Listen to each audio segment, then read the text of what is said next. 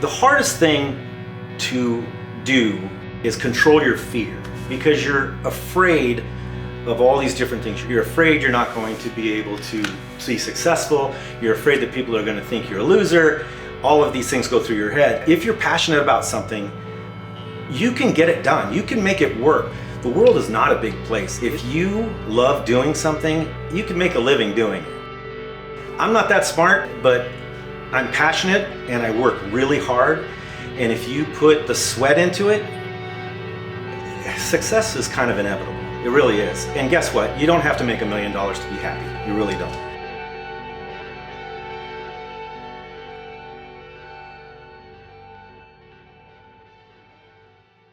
My name is Rob Howe, and I have a little company called MotoStuka.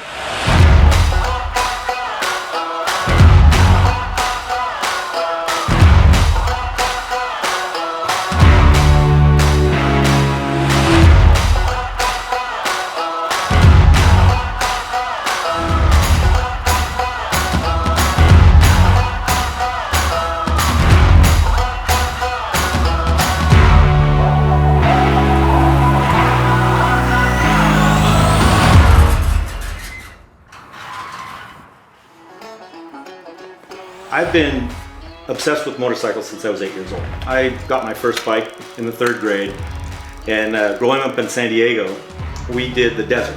You know, the desert was about an hour and a half away, and so we raced out in the desert and we ran enduros and stuff like that.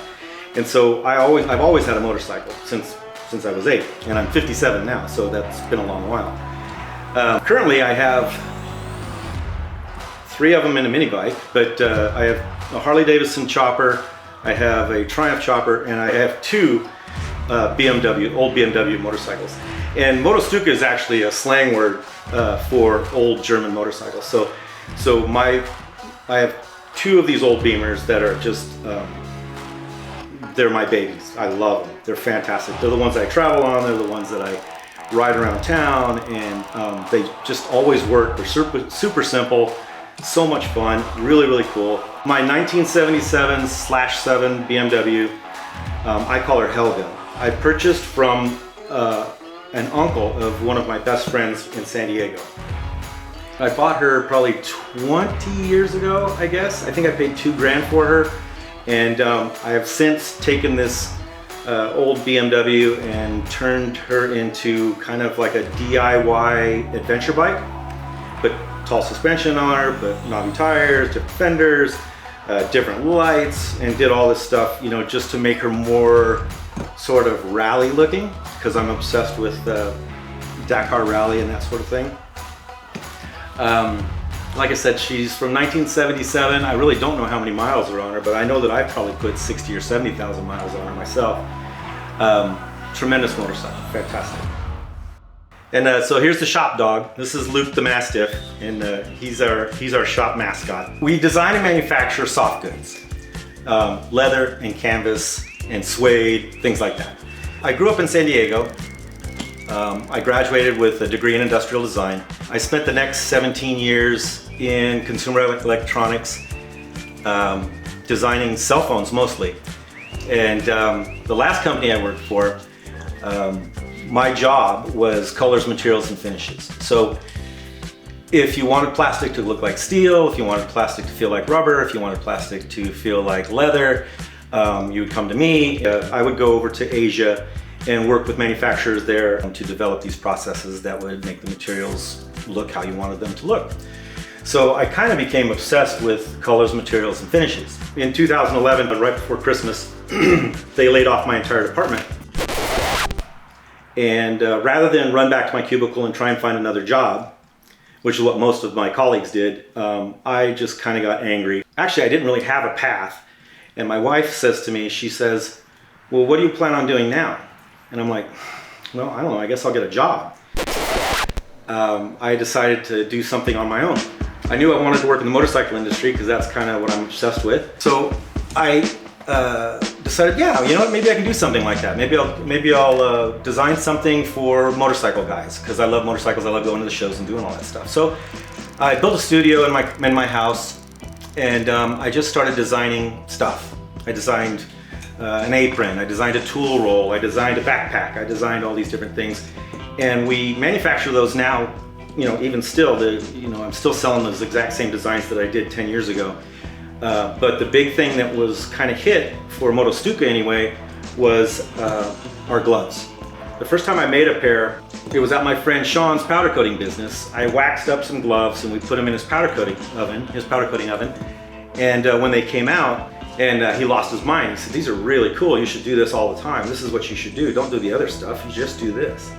But I'm obsessed with materials and colors and finishes. So I took a year and I developed this process that you apply to leather that actually antiques the leather and makes it water resistant.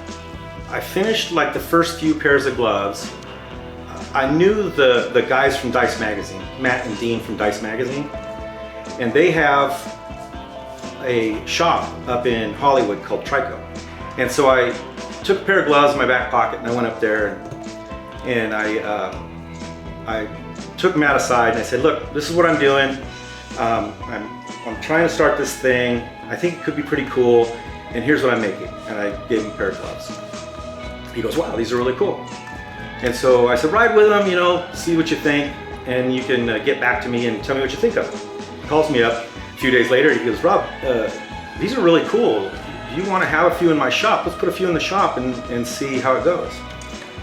So I said, "Yeah, that sounds good." So I think I made 5 pair or something like that. I sent them up to him, and he puts them in the shop. He puts them in Trico, and about 3 days later, he goes, "All 5 of those are gone." He goes, "I need 10 pair."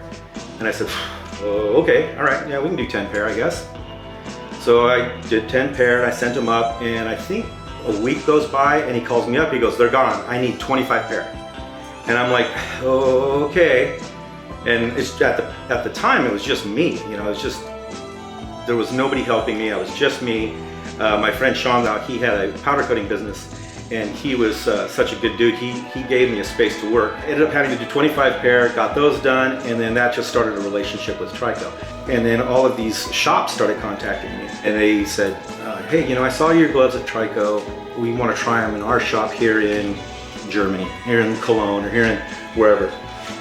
And so I started sending out gloves and building it up, and that's just how it happened. And here it is 10 years later. It's grown so much, and I've been so lucky to do this that I never thought it was going to be as big as it is. And it's just been fantastic. When people see it, I think a lot of people are really shocked by how small we are, because this is only about a 750 square foot space, and we sell gloves and merchandise all over the world. But I think a lot of people are shocked by how big we are, because we do sell stuff literally all over the world. And I'm shocked that somebody in Iceland knows MotoStuka. I'm shocked that somebody in Cape Town knows MotoStuka. And I'm shipping stuff literally all over the world. It's absolutely amazing.